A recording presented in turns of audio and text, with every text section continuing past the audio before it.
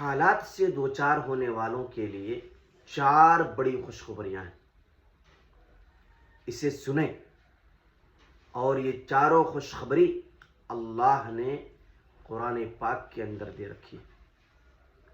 اگر آپ بھی حالات سے دوچار ہیں، پریشان ہیں اور مایوس ہو چکے ہیں، کاروبار میں ترقی نہ ہونے کی وجہ سے، تجارت اور بزنس نہ ہونے کی وجہ سے، یا پھر آپسی نا اتفاقی کی وجہ سے، خاندان کا ہو یا پڑوس کا ہو یا دیگر جو بھی چیزیں ہوں، آپ جن حالات سے بھی دوچار ہیں اور اس حالات سے آپ نکل نہیں پا رہے ہیں، پریشان ہیں اور عقل کام کرنا چھوڑ چکی ہے، سمجھ میں نہیں آ رہا ہے کہ کیا کریں، کس حربے سے اور کس عمل کو اپنانے سے، کس کام کو انجام دینے سے اس پریشانی اور حالات سے باہر آئیں، تو آپ سب سے پہلے اللہ تعالیٰ نے آپ کے لیے قرآن مجید کے اندر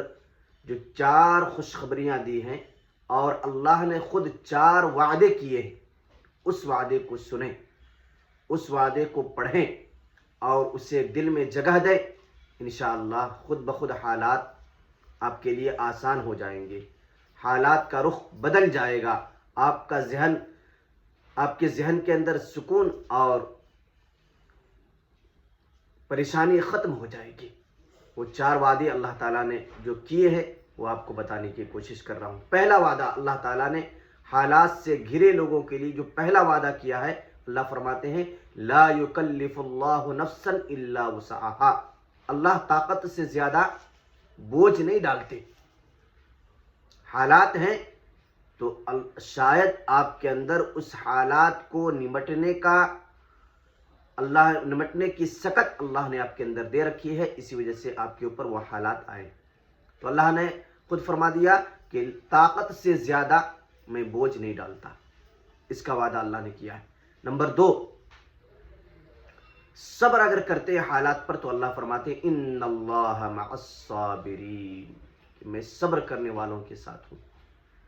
نمبر 3، جو چلا گیا، جو آپ کے ہاتھ سے نکل گیا، اس سے بہتر دینے کا وعدہ اللہ نے کیا ہے، دنیا کے اندر بھی اور آخرت کے اندر بھی۔